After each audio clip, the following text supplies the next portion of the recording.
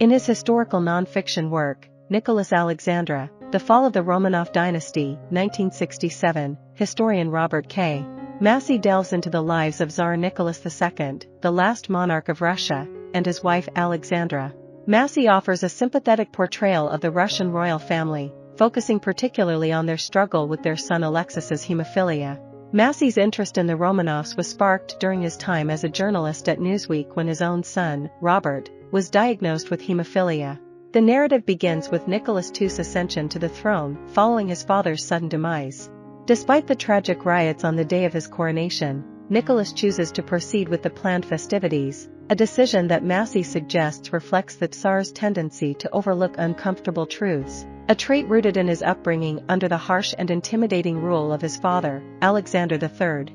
Nicholas, though academically proficient, lacked interest in governance, leading a dissolute youth that left him unprepared and inexperienced upon assuming power. Married to Alexandra of Hesse, Nicholas finds solace and love in his wife as they navigate the challenges of ruling a vast empire.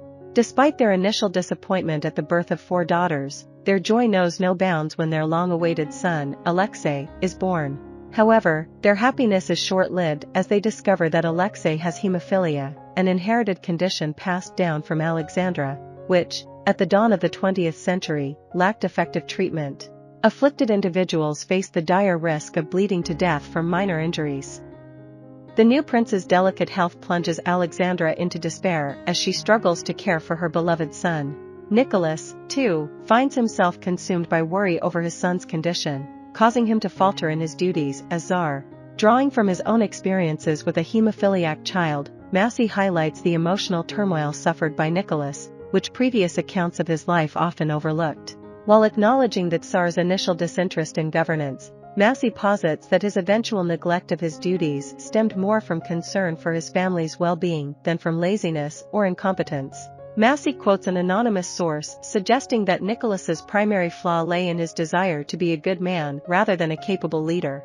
After a fall leaves Alexei critically injured with internal bleeding, Alexandra turns to the mystic healer Grigory Rasputin in desperation. Under Rasputin's care, Alexei miraculously begins to recover, leading Alexandra to believe in Rasputin's divine abilities. However, Rasputin's growing influence within the court becomes a source of contention, with many regarding him as a fraud. Amidst these internal struggles, the First World War erupts. Following Rasputin's counsel, Nicholas ventures to the front lines to lead his soldiers firsthand, leaving Alexandra in charge of governing the empire.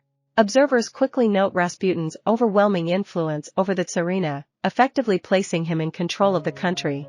Suspicion mounts against Alexandra, a German by birth, with many believing she harbors secret loyalties to Russia's enemies.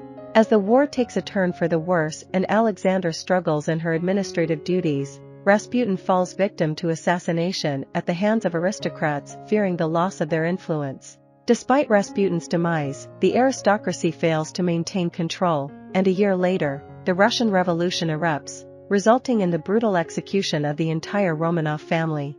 Massie underscores the pivotal role of Alexei's hemophilia in shaping the fate of the Romanovs, suggesting that the prince's illness played a decisive role in Russian and global history.